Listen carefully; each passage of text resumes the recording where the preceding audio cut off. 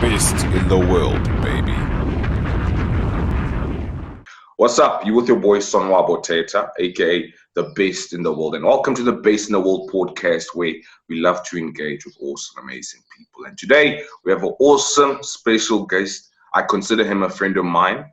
He's a millionaire, upcoming millionaire, business mogul. The future looks great. Ladies and gentlemen, may I introduce to you my friend and an awesome associate of this world, Mighael Basson. Thank you so much, brother. I'm honored to be here. I love the introduction. Yeah. Too kind of you. Those are just facts, man. Before we get into intricate detail, I just want to know, for a stranger or someone who doesn't know you, how would you describe yourself? Okay, well, firstly, I would give them my name. So I'm Mighael Basson. I'm 26. I'm a Christian guy, South African, proud South African. I'm a young entrepreneur. And I'm a young dad, which I'm very proud of. I love being a dad. Yeah, it's the most amazing thing. So could you tell us your journey in business and entrepreneurship? How did that start for you? Okay, wow. So I've come from a long family line of entrepreneurs. I mean, my father's an entrepreneur. His father was an entrepreneur. My mom's father, even he was an entrepreneur. So I come from a long family line of entrepreneurs. So it's probably a bit in the genetics as well. But for me, it started as a young age where I started selling computer parts to friends in the estate and, small little business stuff from a young age. In grade 8, I started doing that. And when I had to decide my subjects in grade 10 or grade 9, I think, and the subject you want to take in grade 10, I took business management, accounting, economics. So I was all business centric. So you took the whole BCom bracket. Exactly. So I was preparing for that already. So I had the accounting lined up, the business management, all of that. And I really enjoyed the subjects. I did pretty well on them. I wasn't really a grade performer at school level. Only in matric I did very well, which I'm grateful for. But I don't know, I see it as I was a bit lucky at the final exams. It pulled through. And then I actually went to UJ with an academic bursary to study BCom entrepreneurship. So the degree itself speaks a lot. So I went full entrepreneur life from a young age. And then I think the first business, the official business we started was back in it was actually with Colin and I, my business partner, Colin in Pila, one of my best friends and business partners. I actually met him at UJ in our entrepreneurship class, one of our major classes. And him and I just, from day one, it just picked off well. We just had an instant connection. And we share a lot. We've got the same values and beliefs, and we both want to be entrepreneurs, or we see ourselves as entrepreneurs. And then we started a company called Trade Buddy, where we traded for people on the stock exchange and the foreign exchange. So we ended up on that Forex route, which is very common nowadays. I mean, a lot of people are doing it. So a lot of people, I know you see it everywhere. You see ads about Forex, but we were quite serious about it. We didn't advertise it that strongly. We approached people on a personal basis, people we knew, and we had meetings with them, and we said, well, we can invest for you, so we did that from a young age, and I really enjoyed that. It was our first little office and our little venture we did together, and that went quite well. But the thing, when you come into trading, you need to know that you're going to lose a lot as well. So we did end up losing a lot as well, but it was a great learning curve from a young age of like 20, 21-year-olds, having fun doing trades, and it was a good time. And then we actually, a couple of years after that, we came up with Meg's app, which is where we are now.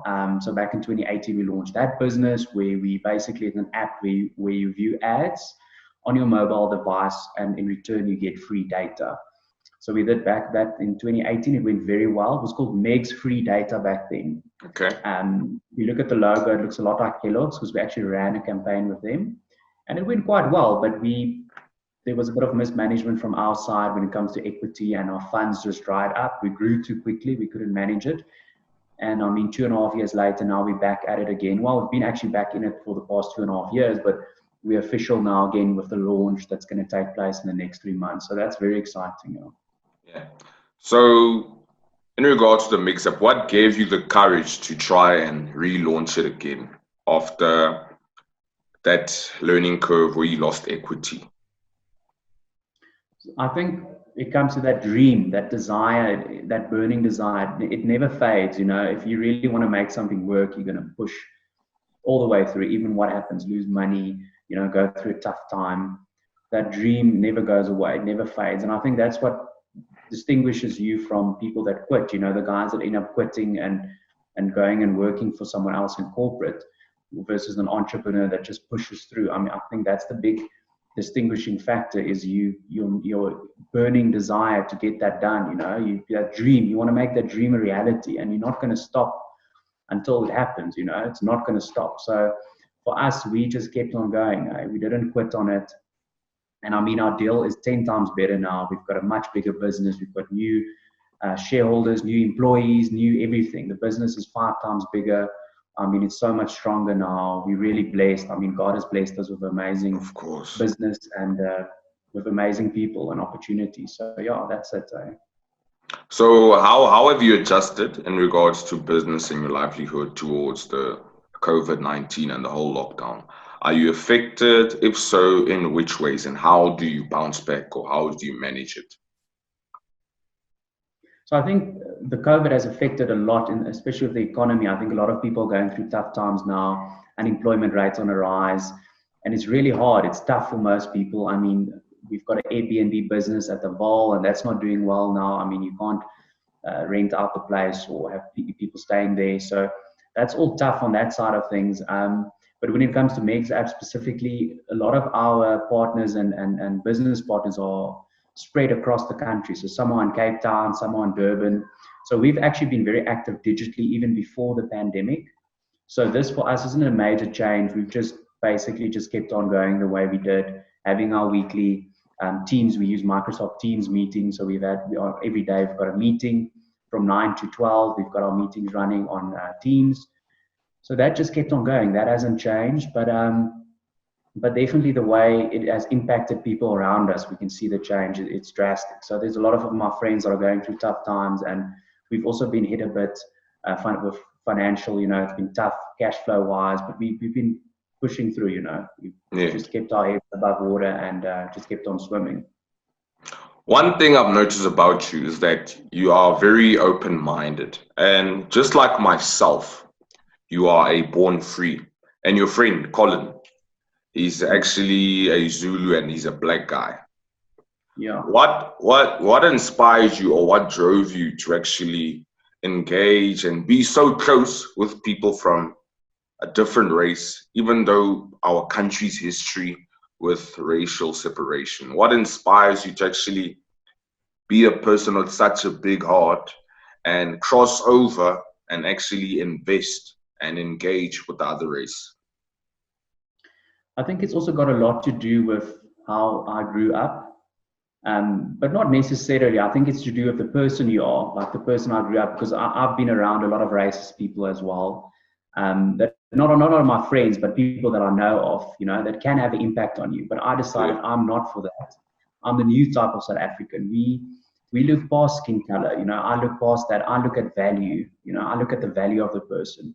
Every individual's got a story to tell. Everyone's got a uniqueness to them. God has gifted every individual with special talents and gifts, you know. And if you're going to have prejudice, and if you're going to judge people, and if you're going to, you know, put yourself in a box, you can only socialize with specific groups, you know, you're limiting yourself so much to this world. It's like you're not getting that exposure that you need. You're not meeting the right people. For me, if you limit yourself to that, you're not going to grow. You're not going to get it. You're not going to get a lot of anywhere. You know, you need to embrace change and be open-minded to everyone. You know, from different cultures, different backgrounds. For me as well, like Colin, I met Colin at UJ. He was in my class. I didn't see, okay, here's a black guy sitting next to me in class. I thought, wow, this guy's interesting. He's sitting here with his Mac laptop. He looks very professional. He always answers the questions in class. He looks very cool. You know, very interesting. I was intrigued by him. And I was like, I really want to get to know this guy. So I didn't even notice like, oh, I'm a white guy and he's a black guy at all. There was no limitations. I didn't think of that. You know, I just thought, wow, this guy looks very interesting. I want to meet him, you know. And then when I started speaking to him, I was like, wow, this guy is a genius. You know, he's got so much value, and I really enjoy speaking to him. And that's how we became close. I started sharing a lot with him, and he started sharing with me. And I mean, we come from completely different backgrounds. But none of that really matters. To me, he's a really valuable guy, and he's got a great heart, and we just connect, you know, on a high level, on a spiritual level, on a, you know, heart to heart. We can have deep conversations, you know, and it's great for me to have a different perspective as well. Because the thing is, if you limit yourself to specific people, you're always going to have a certain viewpoint over life, and you're only going to see things. You're going to be so limited, you know. And with him, it opens up new windows. It opens up new,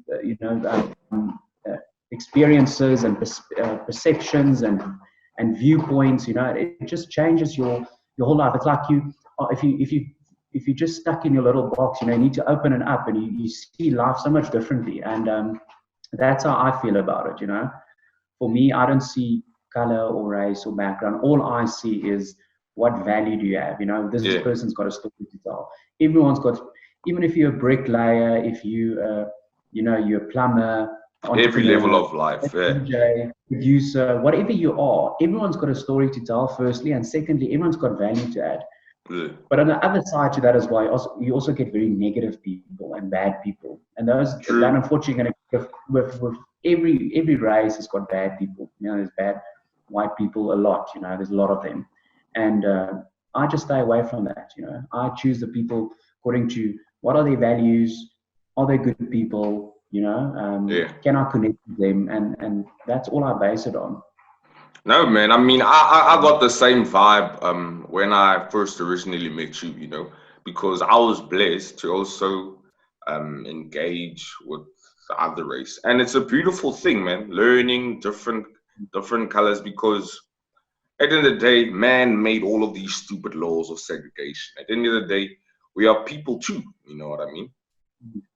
Exactly. Yeah. Exactly. So I just want to know your backstory. Where are you from originally? So I grew up in Roodepoort, and then we moved later on to Northcliffe. So I've been a Joburg boykie or whatever for my whole life. So I've been here in Johannesburg mostly, in Northcliffe specifically. And I was in Afrikaans schools, and Afrikaans private schools from a young age. So yeah, I come from. Are there Afrikaans private schools though? I didn't know that there were. Yes, there's not a lot, but there is a few. Like my high school's name is Helpenkaart, so it's not Afrikaans, but it's an IB school. So it's the IB. They follow that board of exams, that standard. Very good school, very good school. And also that school's got a lot of open-minded values as well, which I think is great. It's not a Afrikaans school that's, you know, we should be Afrikaans. I mean, there was all different races in the school as well, which was great. I think that's also a very good school to go to. So yeah, that's my background. Yeah. So I grew up. Okay. And how do you feel? How is Mighael and his entrepreneurship and his businesses affecting his community or people around him? How do you feel you connect or affect your community? Okay, so firstly, I think the major change is what you do at home and removing all prejudice. So firstly, the way you treat everyone, you know, when you go out to a restaurant, you know, you treat the waiter with the same respect as you treat your business partners, you know. Yeah. It's the same level. You treat them with respect, you greet them, you know, you're always friendly. If someone wants to engage in conversation, I won't be resistant to it. So I think it's just the way you carry yourself and how you treat different people on different levels of life. And, you know, you got to treat everyone with the same level of respect always. So I think that's one of the most important things.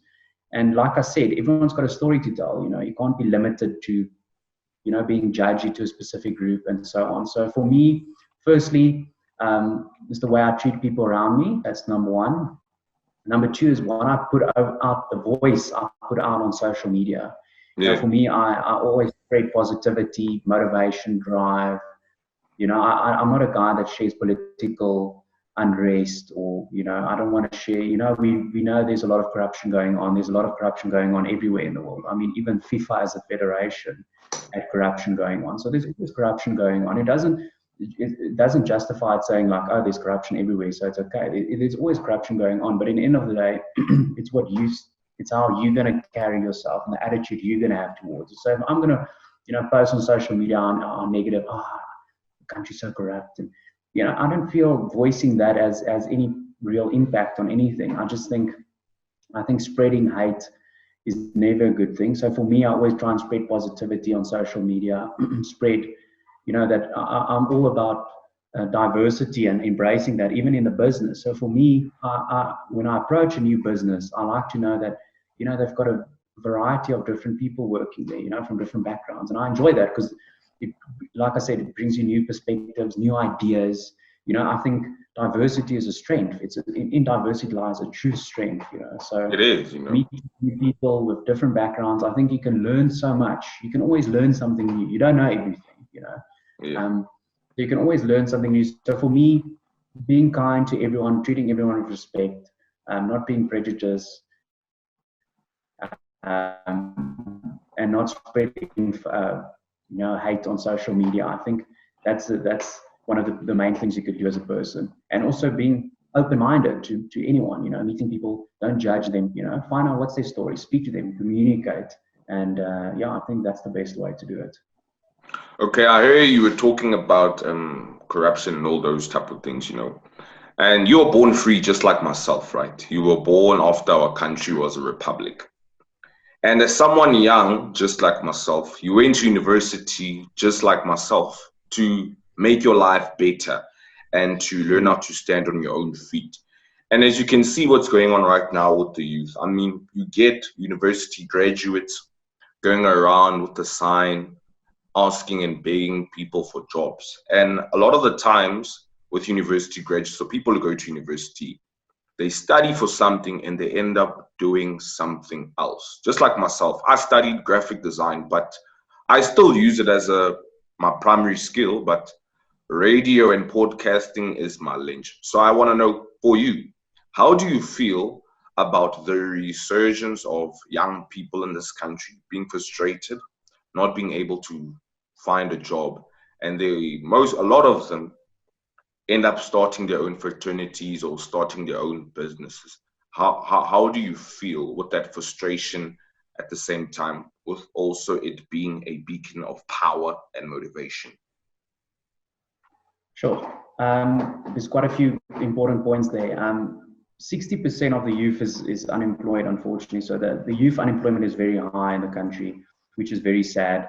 And I think a lot of the changes that happened with the BEE and so on impacted a lot of the older generations, and the younger guys are struggling sometimes, so they're getting hit by it.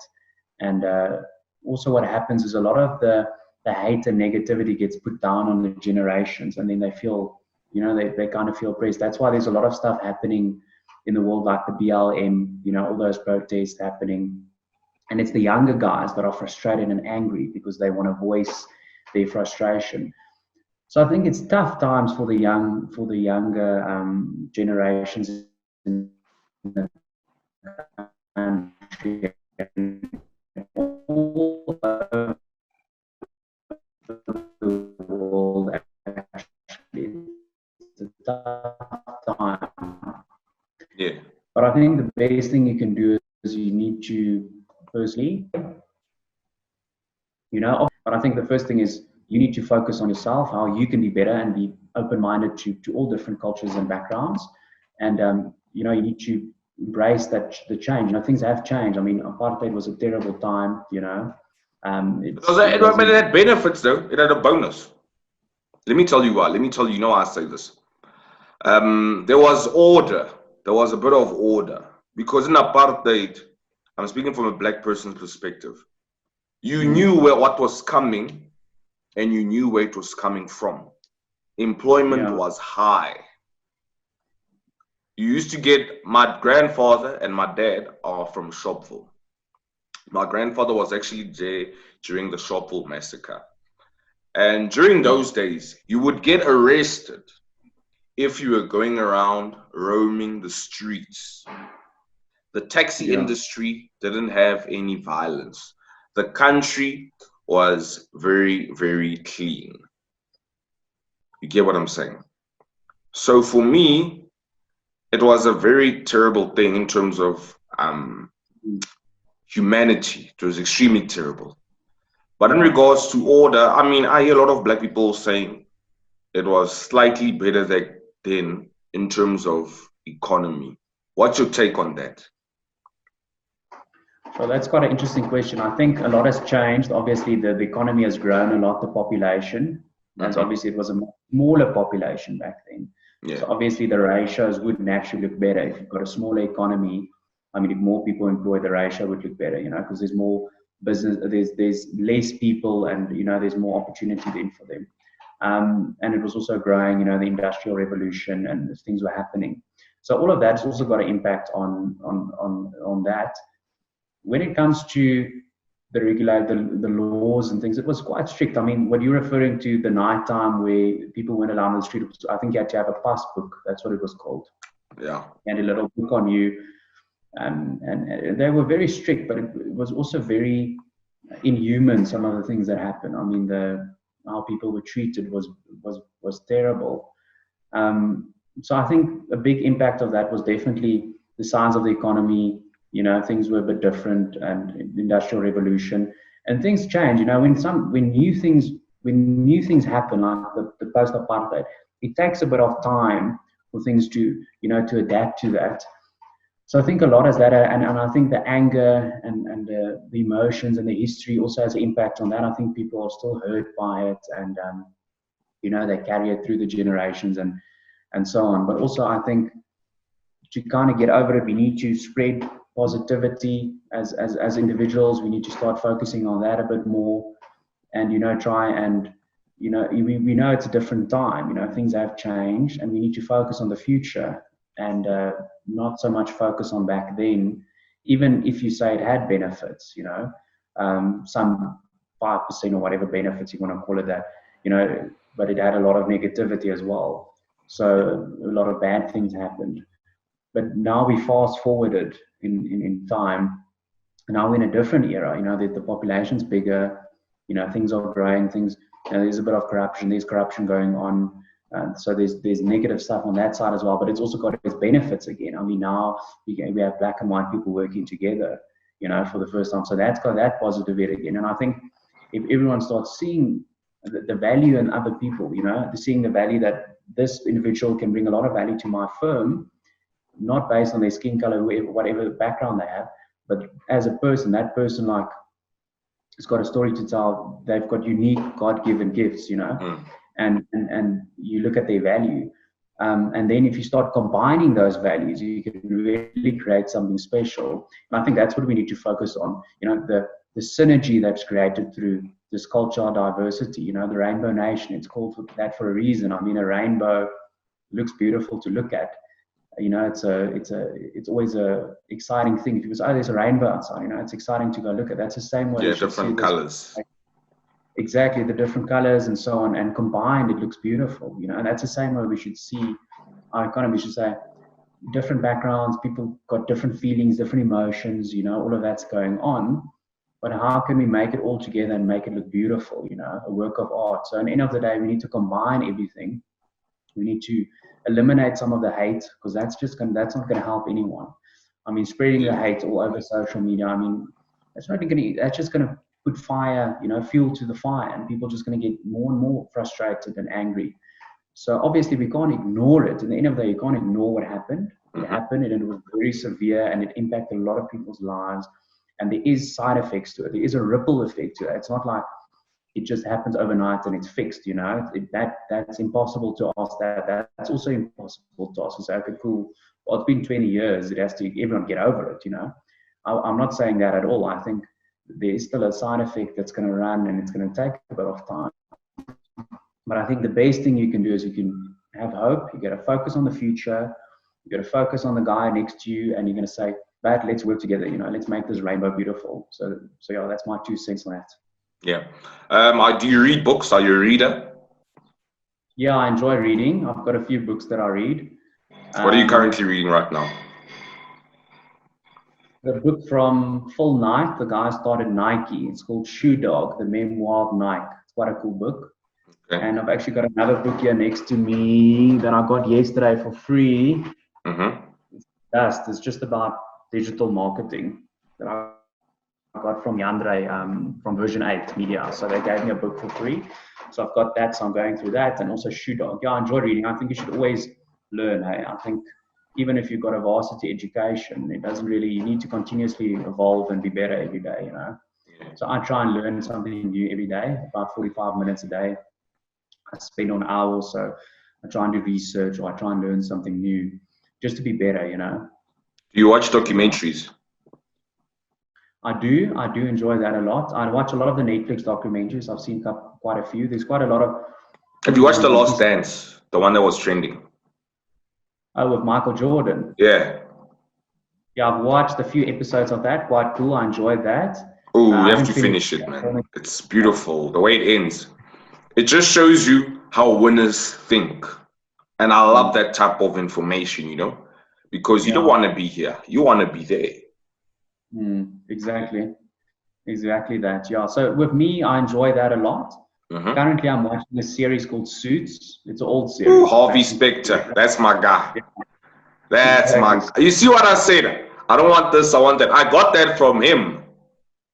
Yeah, exactly. You said it now. I immediately thought about that as well.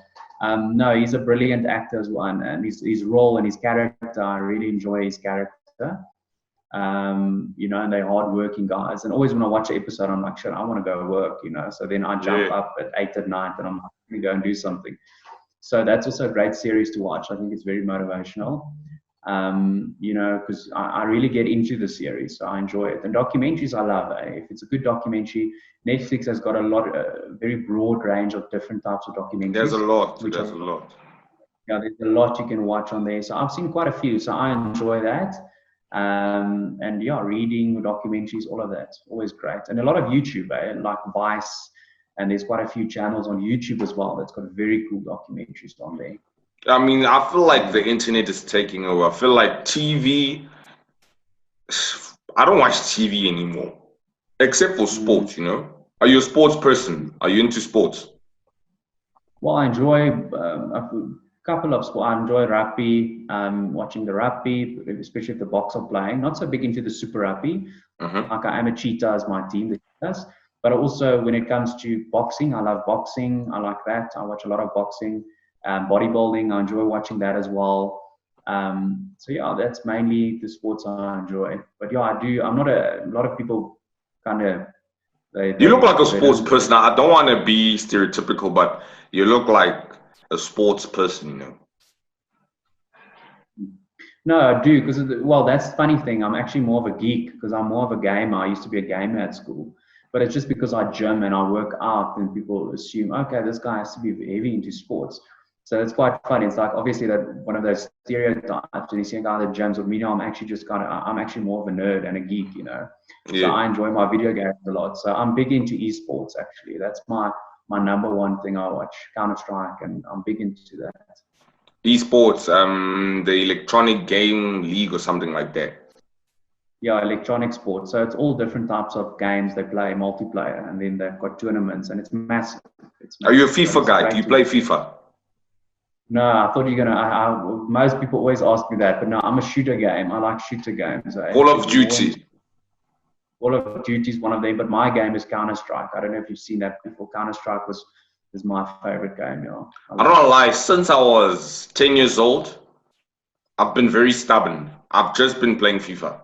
Need for Speed here and there, Mortal Kombat. But I feel like I want to, I don't know, expand into the gaming world. Which game would you suggest for me? Just a nice online game, or for Xbox? Which game would you suggest? Depends how serious you want to get, because there's a lot of games that are quite hard. It also depends on your level of skill, because some games are quite difficult to get into it, and the multiplayer scene is very competitive. So it all depends on your seriousness of your esports. So if you want to just play something chill, there's a lot of chilled games, you know, single player, complete some missions, you know. But if you want to play serious multiplayer, I mean, Call of Duty's Battlefields, there's quite a few games you can look into that, which are nice. So with me, I play more. I've got a PlayStation, but I don't play a lot of. I watch mostly Netflix on my PlayStation, but I'm more on the computer. So I'm a PC gamer. So yeah, that's my style. Oh, that's good. What movie, a nice feel-good movie? Because you said you do a lot of Netflix. Would you suggest to someone to watch for tough times like this during lockdown? Sure. The thing is, it's also about the different moods you feel in, because there's from fantasy to drama to war movies. Like a good movie is Troy is a cool movie to watch, or Brad Pitt did the Gladiator. most. Brad Pitt did the Yeah, most. exactly. Yeah, that's exactly. So Troy is good. I mean, Gladiator. I don't know if you've seen Gladiator. Very good movie as Do you well. like medieval movies, medieval times? I do like that, but also I do enjoy other movies again. Like, have you seen the Billionaires Boys Club? Ooh, I saw that movie. It's the Yeah, story. It reminds me of Wolf of Wall Street in a way, but Wolf of Wall Street will forever exactly. be #1. I don't know if you feel the Yeah. same. No, it's a brilliant. Wolf of Wall Street is It's very classic. pumping to me as well. Yeah, it's a great, good feel movie. It always makes you get you in a good mood.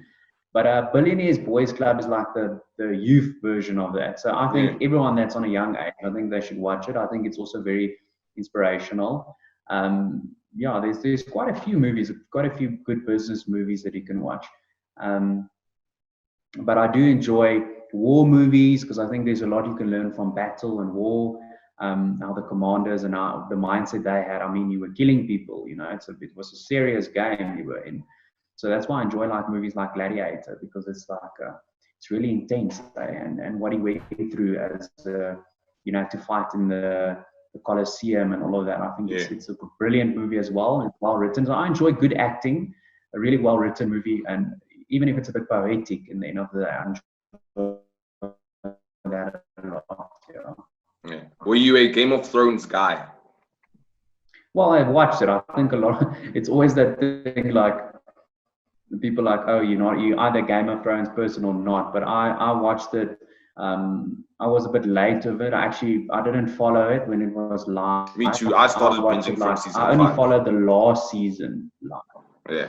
Yeah, so the thing is with me, I watched the full season, but I went when I started with season 1 again when it was about season 6 or something already. So I only jumped in at the end, but then you get into it quite quick. The first few seasons, it's very well written. That's why I enjoy it. It's It's very intense amazing. and it's quite dark, but it's well written and it's a cool story. That's why I enjoy it. Yeah. So you say you're a father, right? A young father.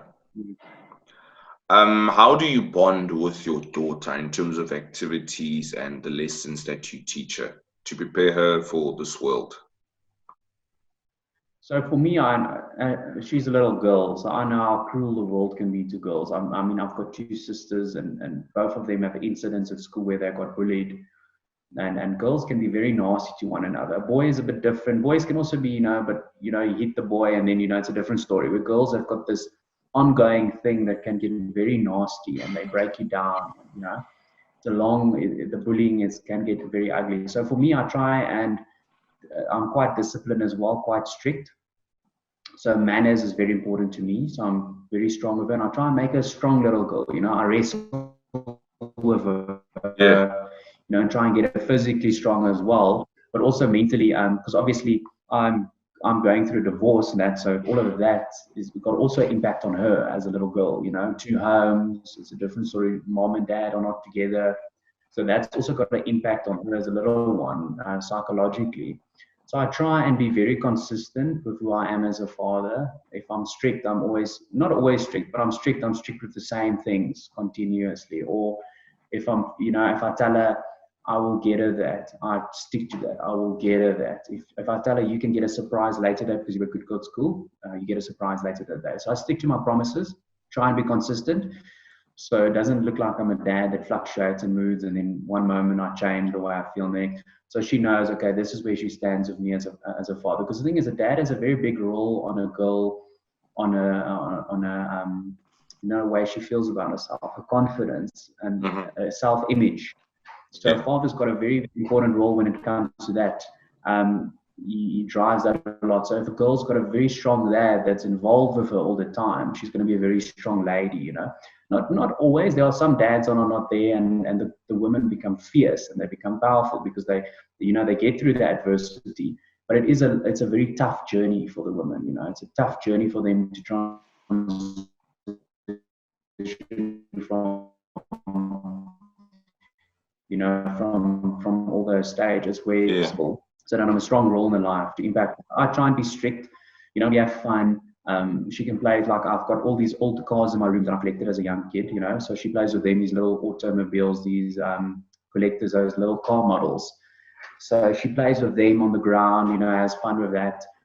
And, you know, we go for walks every now and then. So I try and, so she plays outside, and, you know, I want to teach her swimming from a young age. So she falls in, she knows what to do. I try and stick to the rules, you know, in a way of saying that as a father, I make her a strong lady, and I support her, and I'm always there for her. So she knows she's not alone, but I also teach her in the same way to be independent at the end of the day, to be a strong lady. So that's my goal with her as a father, you know. Oh, no, man, that's good, my brother. My brother, does a huge pleasure chatting to you. Before we head out, I just want to know, where do you see Mighael and your ventures in the next 10 years? Where do you see yourself? Sure, that's a good question. I like that. I like these types of questions. For me, I've got a vision for myself where I want to be, and I visualize that every day. For now, I've got a vision that I see myself sitting on 300,000 boxes of SIM cards. So I've got a short-term vision of 3 months, 3 to 6 months, where I see myself sitting in a warehouse full of SIM cards, or Meg's app SIM cards. So I've got that vision in the short run. In 10 years' time, you know, I see myself as hopefully someone that's very influential in the community, that people know as an influential person, and you know, in a happy house, you know, blessed home, with God being the focus, God-centric house, and building a godly business that's really strong, that's across the continent, that's in Africa, you know, available in Africa. You know, so it's not like I'm connecting all to numbers saying, yeah, in 10 years' time, I see myself as $1 billion, you know. Yeah. It's not about that. For me, it's about other success metrics. So it's based on, the business has to be a nationwide country, you know, through Africa, content-wide, you know, and it has to be strong and firm. It has to be a godly business, you know, blessed, and we've got God's favor because we honor Him, that He provided us with this opportunity. And also a happy home, and I'm able to give my child whatever she needs, you know, put her in the school she wants to be, and be able, if you want to travel, we can travel, you know, be blessed to travel, and I'm able to help other people as well, and so on. So that's kind of where I see myself. That's exactly where I see myself in 10 years' time. Okay, my brother, thank you so much for your time, and keep running. Oh, before we leave, where can people follow you if they want to engage with Mighael? Where can they reach you? Well, they can just go follow me on Instagram. It's Mighael_Basson. They can find me there. And yeah, I think go and follow me on Instagram. I'll follow back. You can engage in conversation anytime you want. I'm always open to that. Okay, thank you, my brother. Thank you so much. Thanks a lot, brother. I appreciate it. It was a good time. All right, have a good day. Cheers, you brother. too. Bye. Cheers. It's the best in the world, baby.